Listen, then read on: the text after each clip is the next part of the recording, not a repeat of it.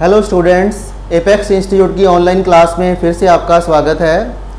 जैसा कि आपको पता है कि हमने प्रीवियस ईयर्स के क्वेश्चन पेपर्स सॉल्व करने के लिए अभियान चलाया हुआ है। इससे पहले हमने परसेंटेज के भी काफ़ी क्वेश्चन सॉल्व किए हैं, प्रॉफिट एंड लॉस के भी सॉल्व किए हैं, वो आप वीडियोस देख सकते हो हमारे। आज का हमारा बड़ा ही इंपॉर्टेंट टॉपिक जो है वो है रेशोज एंड प्रपोर्शन। देखो, रेशोज एंड प्रपोर्शन करने से पहले हमें यह ज़रूरी है कि इसका मीनिंग हमें ज़रूर पता हो। रेशो क्या होती है और प्रपोर्शन क्या होता है। देखो, इसका मीनिंग समझने के लिए हम क्या करेंगे, मान लो कोई मिल्क और वाटर का मिक्सचर है जिसके अंदर 5 किलोग्राम मिल्क हो और 2 किलोग्राम वाटर हो। 5 and 2 ये हमारे पास क्या है, मिल्क और वाटर का मिक्सचर है।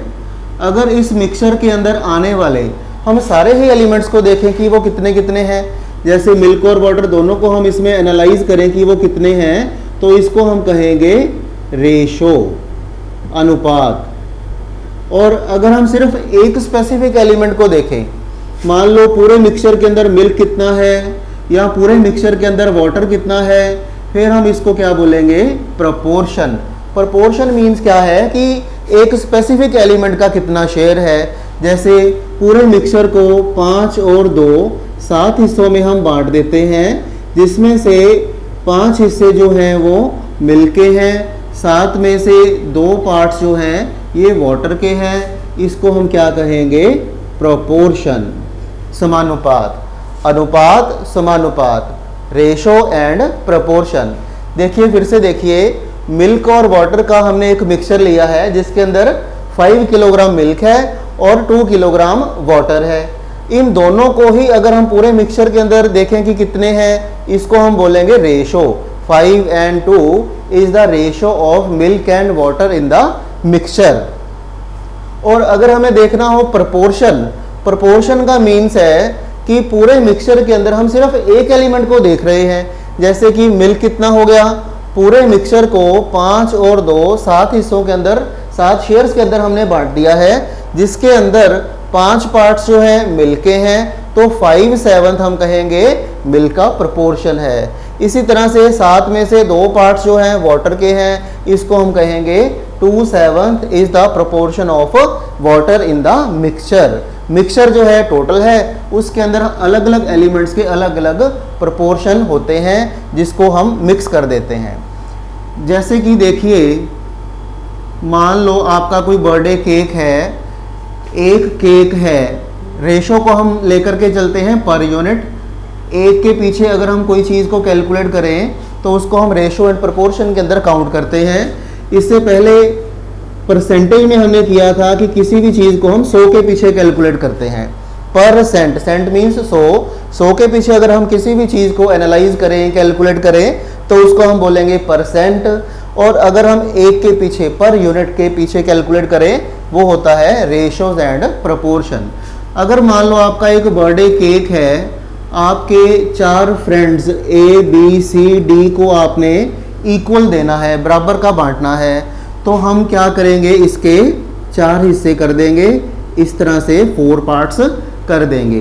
तो हर एक फ्रेंड को कितना आएगा, एक केक को आपने 4th पार्ट 4 हिस्सों में बांट दिया है, तो चारों फ्रेंड्स को कितना मिलेगा, 1/4 1/4 1/4 एंड 1/4। तो ये एक केक को 4 हिस्सों में हमने बांट दिया, 4 इक्वल पार्ट्स में हमने बांट दिया। इनको हम कहेंगे प्रपोर्शन।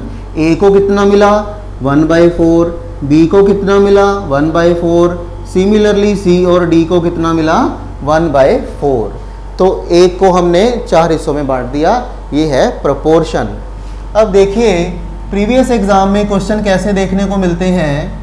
अगर हमारे पास कोई रेशो गिवन हो, ए और बी की रेशो मान लीजिए हमारे पास गिवन है 1 and 2 की, बी और सी की रेशो हमारे पास जो गिवन है 3 and 4 की। ए और बी की रेशो गिवन है, बी और सी की रेशो गिवन है, और हमें कैलकुलेट करने के लिए कहा जाता है ए, बी और सी की रेशो। सो इस पर्पस के लिए हम क्या करेंगे, ए और बी को रखेंगे, ए और बी हमारे पास जो गिवन है, ए और बी को रखेंगे, बी के नीचे बी रखेंगे, बी एंड सी। सो अब हमें क्या करना है, बी को इक्वल करना है, तो मल्टीप्लाई किया जाएगा।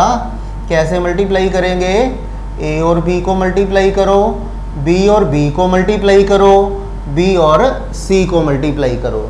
जैसे कि हमारे पास एलिमेंट्स गिवन है, ए और बी है हमारे पास 1 एंड 2, बी और सी हमारे पास गिवन है 3 एंड 4। अब देखिए ए और बी गिवन है, बी और सी गिवन है, तो हम मल्टीप्लाई कैसे करेंगे। पहले हमारे पास 3, फिर हो जाएगा 6 और फिर हो जाएगा 8। तो ये हमारे पास ए बी और सी की रेशो आ जाएगी। ए और बी गिवन हो, बी और सी गिवन हो, हमें ए बी सी कैलकुलेट करना है, तो इस तरीके से हम मल्टीप्लाई करके ए बी सी की रेशो कैलकुलेट कर सकते हैं। आगे देखिए, आगे किस तरह से क्वेश्चन हो सकता है। अगर हमें सी और डी रेशो गिवन हो, मान लो क्वेश्चन के अंदर हमें ए और बी भी दे रखा हो, बी और सी गिवन है, सी और डी गिवन है, तो हमें कैलकुलेट करने के लिए कहा जाएगा A B C and D की रेशो। बड़ा इंपॉर्टेंट क्वेश्चन है, कई एग्जाम्स में आता है। ए बी सी और डी की रेशो हमें पता करनी है। तो इस पर्पस के लिए हमें क्या करना है, जो हमने अभी कैलकुलेट किया ए बी और सी को रखेंगे, फिर उसके बाद सी के नीचे सी और डी, जो हमारे पास ये गिवन है सी और डी को यहाँ पे प्लेस करेंगे। अब इनको मल्टीप्लाई करिए।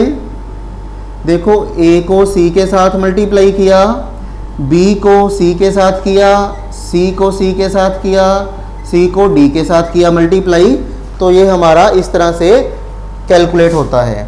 ए बी सी हमारे पास रेशो कैलकुलेट की गई है 3, 6 और 8, और सी और डी हमारे पास गिवन है 2 एंड 5।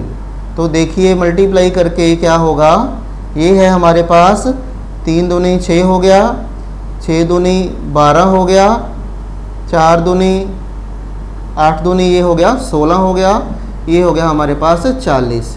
इसको आगे फर्दर भी हम कैंसिल कर सकते हैं, तो ये हो गया 3, 6, 8 एंड 20। तो ये हमारी जो है रेशो क्या आ जाएगी, ए बी सी और डी की रेशो आ जाएगी। आगे देखिए नेक्स्ट है, इसमें एक टर्म होती है mean proportion. Mean proportion calculate करने के लिए अगर हमें कहा जाए, तो हमारे पास कोई भी दो नंबर्स दे रखे होंगे, मान लीजिए ए और बी। तो ए और बी का मीन प्रपोर्शन हम कैसे कैलकुलेट कर सकते हैं, ए और बी दोनों नंबर्स को मल्टीप्लाई करेंगे और उसका स्क्वायर रूट करेंगे, वर्गमूल करेंगे। जैसे कि अगर हमारे पास ए और बी की वैल्यू दे रखी हो, मान लो ए हमारे पास गिवन है 2 के इक्वल और बी जो है हमारे पास गिवन है 32 के इक्वल। तो मीन प्रपोर्शन कैलकुलेट करना है, दोनों नंबर्स को मल्टीप्लाई करके उसका हम क्या करेंगे, स्क्वायर रूट कर देंगे, वर्गमूल कर देंगे। तो हमारे पास 8 जो है ये क्या आ जाएगा, mean proportion of given numbers 2 and 32। Next है थर्ड प्रपोर्शन। थर्ड प्रपोर्शन देखिए क्या है, इसके अंदर हमारे पास कोई भी दो नंबर्स दे रखे होंगे, दो नंबर्स में भी ए और बी, कोई भी दो नंबर्स दे रखे होंगे। दो नंबर्स जो है इनको हम इस तरह से लिख सकते हैं, ए का जो बी के साथ रेशो है सेम रेशो बी का एक्स के साथ होगा। अगर हम ए और बी की जगह पे मान लो 2 एंड 3 ले लें, ए हमारे पास 2 हो, बी हमारे पास 3 हो, तो बी की जगह पे हम 3 रखेंगे, एक्स जो है हमने कैलकुलेट करना है। तो इसमें फर्स्ट को हम फोर्थ से मल्टीप्लाई करते हैं, सेकंड को हम थर्ड से मल्टीप्लाई करते हैं। 2 इंटू एक्स हो जाएगा, 3 को 3 से मल्टीप्लाई करेंगे, 2x जो है 9 हो जाएगा, x जो है 4.5। तो x की जगह पे हम देखो क्या रखेंगे 4.5। हमें क्या कैलकुलेट करना है इसके अंदर कि जो फर्स्ट और सेकंड नंबर की रेशो है, पहले नंबर और दूसरे नंबर की जो रेशो है सेम रेशो थर्ड और फोर्थ नंबर की होनी चाहिए। तो अब देखो यहाँ पे 2 और 3 की रेशो, यहाँ पे 3 है और 4.5 है, तो इन दोनों नंबर की रेशो भी कितनी होती है, 2 और 3 की। सो ये हमारा आंसर आ जाएगा 4.5। नेक्स्ट है फोर्थ प्रोपोर्शन। फोर्थ प्रोपोर्शन अगर हमें कैलकुलेट करने के लिए कहा जाए तो हमारे पास 3 नंबर्स दिए गए होंगे। 3 numbers can be given in the question. तीनों नंबर्स को हम फर्स्ट, सेकंड और थर्ड प्लेस पे रखते हैं और फोर्थ हमारा होता है x के इक्वल। तो हमने यहाँ पे फर्स्ट को फोर्थ से मल्टीप्लाई करना है, सेकंड को थर्ड से मल्टीप्लाई करना है, तो ये हमारा क्या आ जाएगा, फोर्थ प्रोपोर्शन। या फिर हम इसको ऐसे भी लिख सकते हैं, ये हमारा आ जाएगा फोर्थ प्रोपोर्शन। मान लीजिए हमारे पास नंबर्स गिवन है 2, 3 एंड 4। जैसा कि मैंने आपको बताया कि फोर्थ प्रोपोर्शन कैलकुलेट करने के लिए हमारे पास 3 नंबर दे रखे होंगे। तो तीनों नंबर्स को हमने फर्स्ट, सेकंड और थर्ड प्लेस पे रखना है। फोर्थ है हमारा x। तो फर्स्ट को हम फोर्थ से मल्टीप्लाई करेंगे, सेकंड को थर्ड से मल्टीप्लाई करेंगे, 2x हो जाएगा 3 गुना 4, तो x हो जाएगा 3 गुना 4 बटा करेंगे 2, तो ये हमारे पास कितना आ गया, 6। अब देखिए x की जगह पे अगर हम 6 को प्लेस करते हैं तो दोनों नंबर्स की रेशो सेम होनी चाहिए। ये हमारे पास है 2 एंड 3 की रेशो, ये हमारे पास 4 एंड 6। 4 एंड 6 को अगर हम सॉल्व करेंगे तो ये भी आ जाएगी 2 एंड 3 की रेशो। सो इस क्वेश्चन में गिवन नंबर्स का फोर्थ प्रोपोर्शन क्या हो जाएगा, 6 के इक्वल। आगे देखिए, आगे बढ़ते हैं। नए इम्पॉर्टेंट क्वेश्चंस जो कई बार एग्ज़ाम में देखने को मिलते हैं, इसमें एक टर्म होती है डुप्लीकेट रेशो की। डुप्लीकेट रेशो जो है इसको हम क्या कहेंगे, वर्ग अनुपात। हिंदी में इसको बोलते हैं वर्ग अनुपात। तो डुप्लीकेट रेशो अगर हमें किसी भी रेशो की कैलकुलेट करने के लिए कहा जाए, मान लीजिए हमारे पास रेशो गिवन है 2 एंड 3 की, इसकी हमें डुप्लीकेट रेशो कैलकुलेट करनी है। तो डुप्लीकेट रेशो कैसे कैलकुलेट करेंगे, सिंपली इनका हमने स्क्वायर कर देना है, वर्ग कर देना है। 2 का स्क्वायर करेंगे तो 4 हो जाएगा, 3 का स्क्वायर करेंगे तो 9 हो जाएगा। ये हमारे पास क्या आ जाएगा, duplicate ratio. Take another example. मान लीजिए 4 एंड 5 की हमें डुप्लीकेट रेशो कैलकुलेट करने के लिए कहा जाए तो हमने क्या करना है, स्क्वायर कर देना है। 4 का स्क्वायर 16, 5 का स्क्वायर 25, तो ये हमारे पास क्या आ जाएगी, डुप्लीकेट रेशो, वर्ग अनुपात। आगे है सब डुप्लीकेट रेशो। सब डुप्लीकेट रेशो कैलकुलेट करने के लिए कहा जाए, देखो इसको हिंदी में क्या बोलते हैं, वर्गमूल अनुपात। वर्गमूल अनुपात। अगर हमारे पास रेशो 4 और 9 की गिवन हो और हमें कहा जाए कि सब डुप्लीकेट रेशो कैलकुलेट करो, बड़ा इजी है। कैसे करेंगे, इसका हमने वर्गमूल कर देना है, स्क्वायर रूट कर देना है। तो 4 का स्क्वायर रूट करेंगे 2 हो जाएगा, 9 का स्क्वायर रूट करेंगे तो 3 हो जाएगा। ये हमारे पास क्या है, सब डुप्लीकेट रेशो। सिमिलरली मान लीजिए 16 और 25, 16 और 25 हमारे पास गिवन हो, इसका हमने करना है सब डुप्लीकेट रेशो। तो 16 का वर्गमूल 4 हो जाएगा, 25 का वर्गमूल 5 हो जाएगा। हमें क्या करना है, स्क्वायर रूट कैलकुलेट करना है। सो ये हमारे पास क्या आ जाएगा, सब डुप्लीकेट रेशो। इसी तरह से एक होता है ट्रिप्लीकेट रेशो। ट्रिप्लीकेट रेशो, घन अनुपात, हिंदी में इसको बोलते हैं घन अनुपात।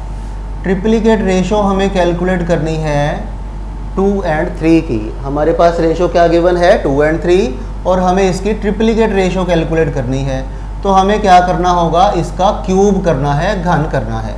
2 का क्यूब करेंगे 2 गुना 2 गुना 2 तो 8 हो जाएगा।